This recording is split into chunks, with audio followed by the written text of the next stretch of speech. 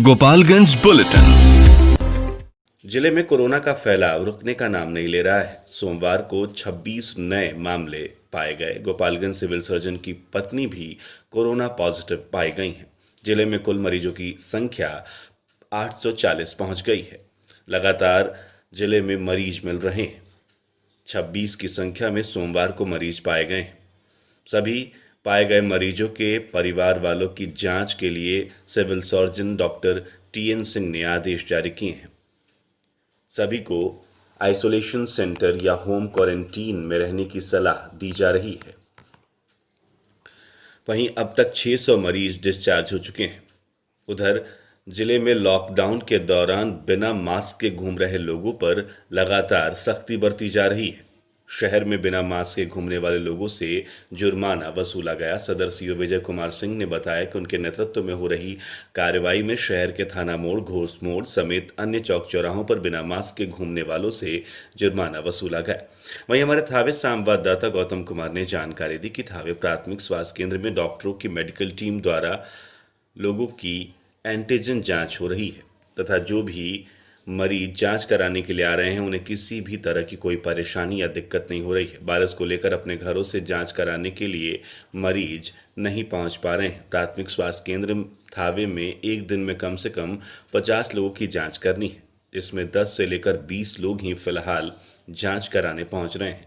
मरीजों की संख्या बहुत कम हो रही है। वहीं मरीजों का कहना है कि बिहार सरकार द्वारा हर प्राथमिक स्वास्थ्य केंद्र पर जांच की सुविधा दिया जाना एक बड़ा अहम कदम है, जिससे हर व्यक्ति अपनी जांच करा सकता है। सुविधा से कोई भी व्यक्ति वंचित नहीं रहेगा। वहीं मरीज की जांच रिपोर्ट मात्र 30 मिनट में दे दी जा रही है, जिसके लिए लंबे इंतजार की जरूरत नहीं है। अब तक 20 मरीजों की सैंपल की जांच हुई है, जिन्हें बाहर भेजा गया है। BCM विजय कुमार ने बताया कि मरीजों की संख्या कम हो रही है। हमारे यहाँ अब तक 20 मरीजों की ही जांच हो पाई है।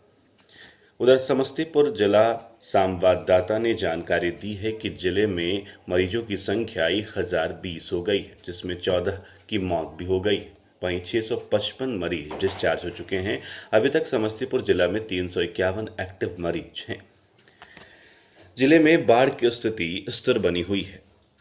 वहीं गंडक का जलस्तर फिर बढ़ रहा है। करीब 2.5 लाख क्यूसेक पानी का बहाव गंडक नदी में हो रहा है। वाल्मीकि नगर बैराज से सोमवार की सुबह 2,36,000 क्यूसेक पानी छोड़ा गया। इसके पहले करीब 1.5 लाख क्यूसेक पानी का बहाव हो रहा था। 5 प्रखंडों के 23 पंचायतों में पूरी तरह से बाढ़ का पानी घुस गया है, जिससे ये पंचायतें बुरी तरह से प्रभावित हैं।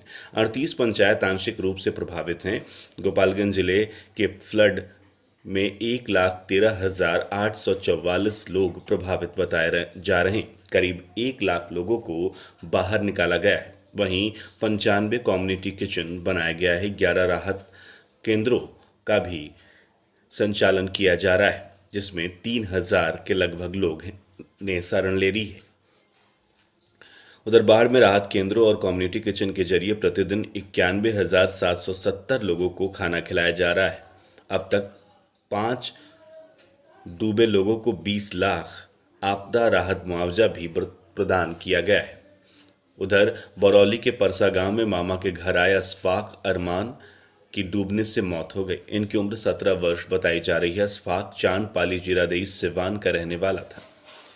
जिले में बाढ़ के दौरान अब तक 10 लोगों की मौत हो चुकी है। मछली मारने, सेल्फी लेने और नदी पार करने के दौरान इन लोगों की डूबने से मौत हुई है। DM अरशद अजीज ने लोगों से सावधानी बरतने और बनाए गए राहत शिविरों में रहने की सलाह दी है।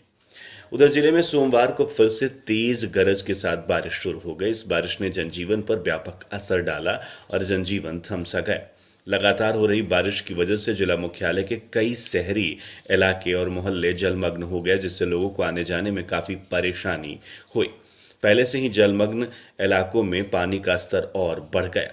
एक तरफ बाढ़ और दूसरी तरफ जल जमाव से पूरे जिले में परेशानी बढ़ती जा रही है। शहरी इलाकों में राजीव नगर, बेरवा रोड, सरिया वार्ड नंबर 1, राजेंद्र नगर, अधिवक्ता नगर, आर्य नगर सहित कई इलाकों में जल जमाव हो गया है, जिससे लोगों को आने जाने में काफ़ी दिक्कत हो रही है। वार्ड नंबर 22 राजेंद्र नगर के पूर्वी हिस्से में सबनम होटल जाने वाली रोड में घुटने भर पानी जमा होने से लोगों को आने जाने में काफ़ी परेशानी हो रही है। उधर राजीव नगर के नए बसे इलाके में घुटने से ज़्यादा तक पानी जमा है, जिससे लोगों का बाहर निकलना मुश्किल है। वहीं पानी में आने वाले कीड़े मकोड़े भी लोगों के जान की आफत बने हुए हैं। उधर हमारे थावे संवाददाता ने जानकारी दी कि थावे में भी पानी का व्यापक असर हुआ है। साथ ही जिले में हो रही तेज बारिश ने बाढ़ पीड़ितों को भी बड़ी मुश्किल में डाला है। सड़क पर प्लास्टिक टांग कर रह रहे बाढ़ पीड़ितों को बारिश ने काफी परेशान किया है। वो बारिश में भीगने पर मजबूर हैं। जिले के बरौली, मांझा, सिधवलिया, बैकुंठपुर प्रखंड के सैकड़ों गांव बाढ़ से प्रभावित हैं और लोग सड़क के किनारे शरण ले रहे हैं। इस दौरान मूसलाधार तेज बारिश उनके लिए जीवन और मुश्किल कर रही है। वहीं हमारे थावे संवाददाता ने जानकारी दी है कि प्रखंड में लगातार हो रही बारिश और बाढ़ के पानी से धान की फसल डूब गई है और किसानों को मायूसी हाथ लग रही है। प्रखंड की 11 पंचायत में बाढ़ का पानी धान की फसल को डुबा चुका है, जिससे फसलें बर्बाद हो गई हैं। लगातार हो रही बारिश से गंडक नदी से सासा मूसा दाहा नदी होकर पानी लगातार प्रखंड में प्रवेश कर रहा है, जिससे चवर में हजारों किसानों की धान की फसल डूबने से बर्बाद हो रही है। विदेशी टोला, वृंदावन, बरारी, जगदीश, लछवार, फुलगुनी, नारायणपुर, रामचंद्रपुर, एकडेरवा, गुपलामठ सहित प्रखंड के दर्जनों गांव में बाढ़ के पानी घर तक पहुंच गया है। किसानों का कहना है कि बाढ़ का पानी पूरी तरह से धान की फसल को बर्बाद कर चुका है। किसान जनक देव सिंह, विजय सिंह, वीरेंद्र मांझी, युगल किशोर प्रसाद, शंकर राम, अंगद सिंह सहित दर्जनों किसानों ने अपना हाल बताते हुए कहा कि धान की फसल बर्बाद होने से साल भर खाने लायक चावल भी नहीं उपजेगा। ऐसे में भारी समस्या उत्पन्न हो सकती है। वहीं वृंदावन मौजे गांव में रेलवे लाइन के किनारे रह रहे मुसहरों के घर में बाढ़ का पानी घुस गया है तथा सभी परिवार के लोग रेलवे लाइन के किनारे रहने पर मजबूर हैं। ये सभी बाढ़ पीड़ित जिला प्रशासन से मदद की गुहार लगा रहे हैं। वहीं भाजपा जिला प्रवक्ता ओम प्रकाश राय भुट्टो के नेतृत्व में एक 5 सदस्यीय टीम ने किसान के साथ अंचल पदाधिकारी से मिलकर आवेदन दिया है तथा किसानों की फसल क्षति का आकलन कर सरकार द्वारा मुआवजा दिलाने की बात कही गई है। सीओ गंगेश झा ने बताया कि प्रखंड के सभी पंचायतों में डूबे हुए धान की फसल का आकलन कर जिले में रिपोर्ट भेजा जाएगा। उधर थावे प्रखंड के समाज सेवियों ने बाढ़ पीड़ितों के बीच खाना बांटा। स्थानीय प्रखंड के पंचायत बरारी जगदीश के समाज सेवी दीपक कुमार शुक्ला के नेतृत्व में बाढ़ पीड़ितों के बीच खाने का पैकेट का वितरण किया जा रहा है। समाज सेवी ने बताया कि पूरी सब्जी तैयार कर 1000 पैकेट में भरकर अपने कार्यकर्ताओं के साथ बाढ़ पीड़ित इलाकों में जाकर हजारों बाढ़ पीड़ितों के बीच खाने का पैकेट का वितरण किया जा रहा है। उधर राजद ने भी बाढ़ प्रभावित गांवों में ऊंचे स्थानों पर कम्युनिटी किचन खोलने की मांग जिला प्रशासन से की है। इस संदर्भ में राजद के प्रदेश महासचिव और पूर्व विधायक रियाजुल हक राजू ने सोमवार को राज्य सरकार और जिला प्रशासन को पत्र लिखा है। श्री राजू ने कहा है कि एक ओर कोरोना महामारी और दूसरी ओर बाढ़ की विभीषिका से जिले की जनता त्रस्त है और ऐसी स्थिति में अभी भी बहुत से प्रभावित परिवारों तक पॉलिथीन भी नहीं पहुंच सका है। उन्होंने जिला प्रशासन से कम्युनिटी किचन बाढ़ प्रभावित गांवों में खोलने की मांग करते हुए कहा कि कम्युनिटी किचन दूर रहने का कारण बहुत से प्रभावित लोग वहां नहीं पहुंच पा रहे हैं। साथ ही प्रभावित इलाकों में पशुओं के चारे की व्यवस्था करने की मांग करते हुए उन्होंने कहा कि चारे के अभाव में किसान अपने पशुओं को औने पौने दाम में बेचने पर विवश हो रहे हैं। उधर भाजपा विधायक द्वारा बाढ़ के लिए जल संसाधन विभाग और उसके मंत्री को दोषी ठहराए जाने पर राजू ने कहा है कि विगत 8 माह से जब जल संसाधन विभाग का काम बंद था तो उन्होंने कितनी बार इसके लिए सदन में आवाज उठाई, ये भी उन्हें जनता को बताना चाहिए। उधर नेता प्रतिपक्ष तेजस्वी यादव की अपील पर पार्टी कार्यकर्ताओं द्वारा बाढ़ प्रभावित लोगों के बीच राहत पहुंचाने का कार्य पर उन्हें बधाई देते हुए श्री राजू ने कहा कि राजद आम जनता से भी अपील करती है कि वो प्रभावित इलाकों में अपने स्तर पर सामग्री पहुंचाए। वहीं गोपालगंज की युवा शक्ति टीम भी बाढ़ के इलाकों में लोगों को मदद पहुंचा रही है और खाने के पैकेट लोगों तक पहुंचाए जा रहे हैं। युवा शक्ति की टीम के सारे युवा बाढ़ प्रभावित इलाकों में लोगों की मदद के लिए पहुंच रहे हैं। पहले खाने की पैकिंग होती है, उसके बाद जाकर खाने का वितरण किया जाता है।